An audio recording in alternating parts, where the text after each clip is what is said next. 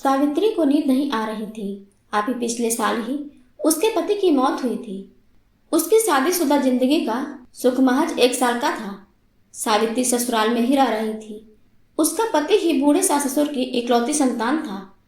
ससुराल और मायका दोनों ही पैसे वाले थे। सावित्री अपने मायके में 4 बच्चों में सबसे छोटी और इकलौती लड़की थी। माँ बाप और भाइयों की दुलारी। मैट्रिक पास होते ही सावित्री की शादी हो गई थी।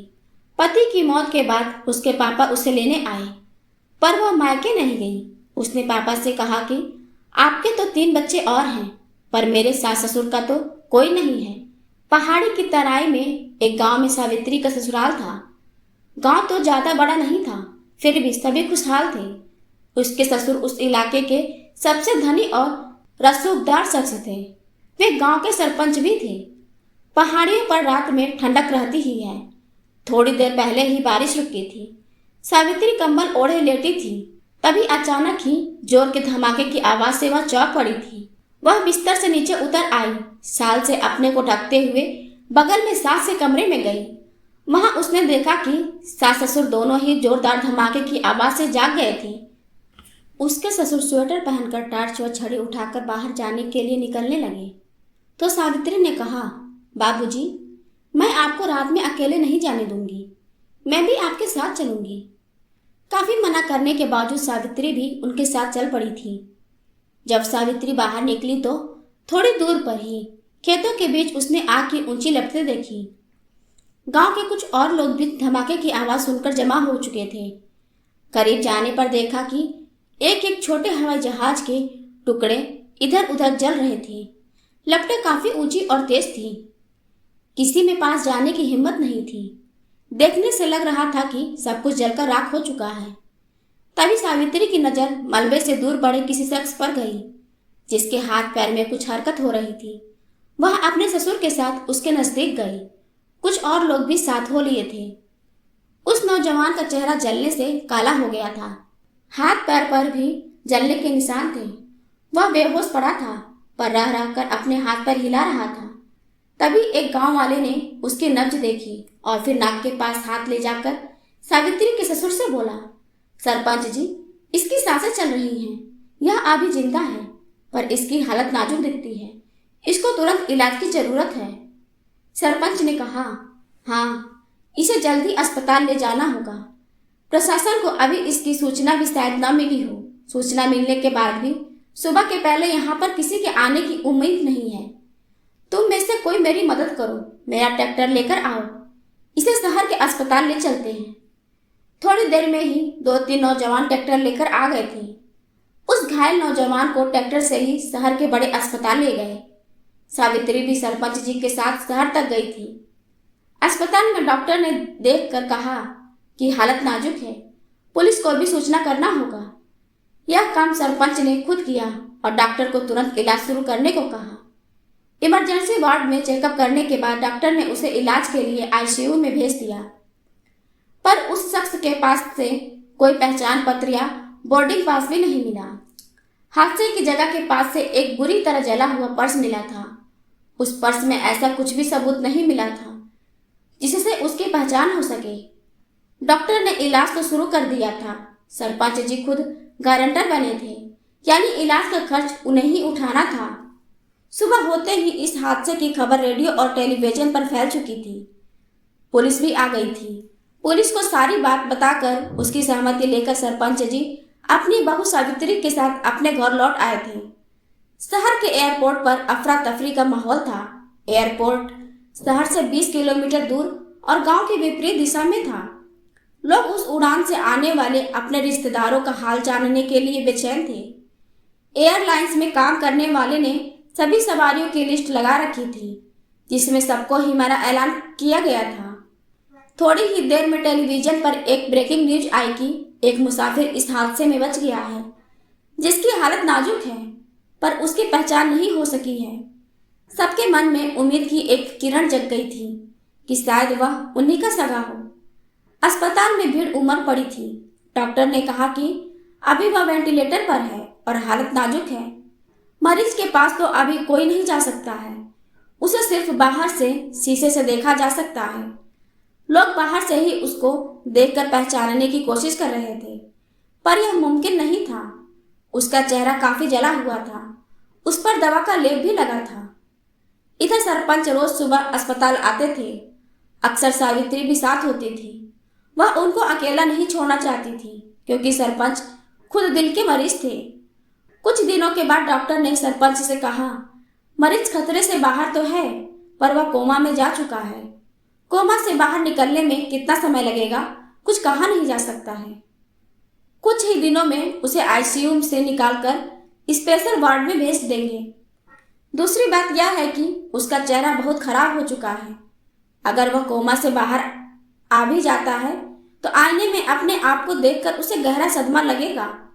सरपंच ने पूछा, तो इसका इलाज क्या है? डॉक्टर बोला, उसके चेहरे की प्लास्टिक सर्जरी करनी होगी, पर इसमें काफी खर्च होगा। अभी तक के इलाज का खर्च तो आप देते आए हैं। सरपंच ने कहा, आप पैसे की चिंता ना करें।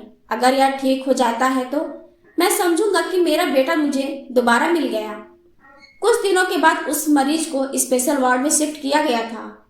वहां उसकी देखभाल दिन में तो अक्सर सावित्री ही किया करती थी, लेकिन रात में सरपंच के कहने पर गांव से भी कोई ना कोई आ जाता था।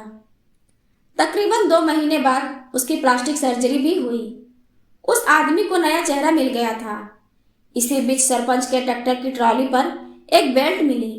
हादसे के बाद उस नौजवान को इसी ट्रॉली से अस्पताल पहुंचाया गया था। शायद किसी ने उसे आराम पहुंचाने के लिए बेल्ट निकालकर ट्रॉली के एक कोने में रख दी थी, जिस पर अब तक किसी की नजर नहीं पड़ी थी। बेल्ट पर 2 शब्द गूंजे थे, एसके। उस बेल्ट को देखकर सरपंच को लगा कि उस आदमी की पहचान में यह एक अहम कड़ी साबित हो। इसकी सूचना उन्होंने पुलिस को दे दी। साथ ही लोकल टेलीविजन चैनल और रेडियो पर भी इसे प्रसारित किया गया।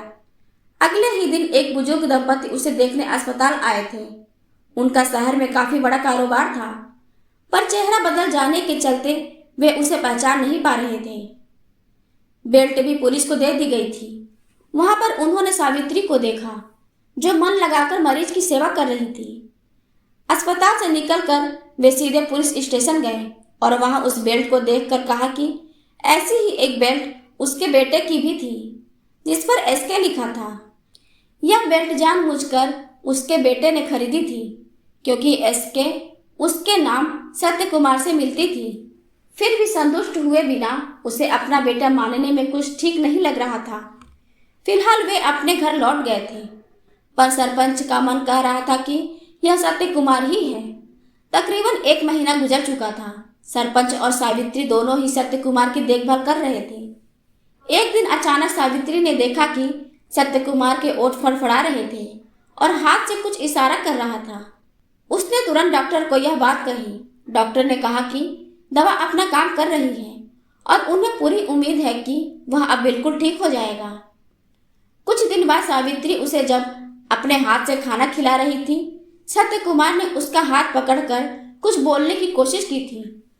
उसी शाम जब सावित्री अपने घर जाने के लिए उठी तो सत्य कुमार ने उसका हाथ पकड़कर बहुत कोशिश के बाद लड़खड़ाती जबान में बोला, रुको, मैं यहाँ कैसे आया हूँ? मैं तो हवाई जहाज में था। मैं तो कारोबार के सिलसिले में बाहर गया हुआ था। फिर अपने बारे में उसने कुछ जानकारी दी थी। सरपंच और सावित्री दोनों की खुशी का ठिकाना न था। उन्होंने डॉक्टर को बुलाया। डॉक्टर ने उसे चेक करके कहा, मुबारक हो, अब यह होश में आ गया है। इसके माता पिता को सूचना दे दें। सावित्री और सरपंच अस्पताल में ही रुककर सत्य कुमार के माता पिता का इंतजार कर रहे थे। वे लोग भी खबर मिलते ही दौड़े आए थे। सत्य कुमार ने अपने माता पिता को पहचान लिया था और हादसे के पहले तक की बात बताई। उसके बाद का उसे कुछ याद नहीं था। सत्य कुमार के पिता ने सरपंच और सावित्री की शुक्रिया अदा करते हुए कहा, आपके उपकार के लिए हम लोग हमेशा कर्जदार रहेंगे। यह लड़की आपकी बेटी है ना? सरपंच बोले, मेरे लिए तो बेटी से भी बढ़कर है तो मेरी बहू, पर शादी के 1 साल के अंदर ही मेरा इकलौता बेटा हम लोगों को अकेला छोड़कर चला गया। पर सावित्री ने हमारा साथ नहीं छोड़ा। मैं तो चाहता था कि यह अपने माँ बाप के पास चली जाए और दूसरी शादी कर ले, पर यह तैयार नहीं थी। सत्य कुमार के पिता ने कहा, अगर आपको कोई ऐतराज नहीं है तो मैं सावित्री को अपनी बहू बनाने को तैयार हूँ। क्यों सत्य कुमार, ठीक रहेगा ना? सत्य कुमार ने सहमति में सिर हिलाकर अपनी हामी भर दी थी। फिर सेठ जी ने सत्य कुमार की मां की ओर देखकर मुस्कुराते हुए कहा, अरे सेठानी, तुम भी तो कुछ कहो।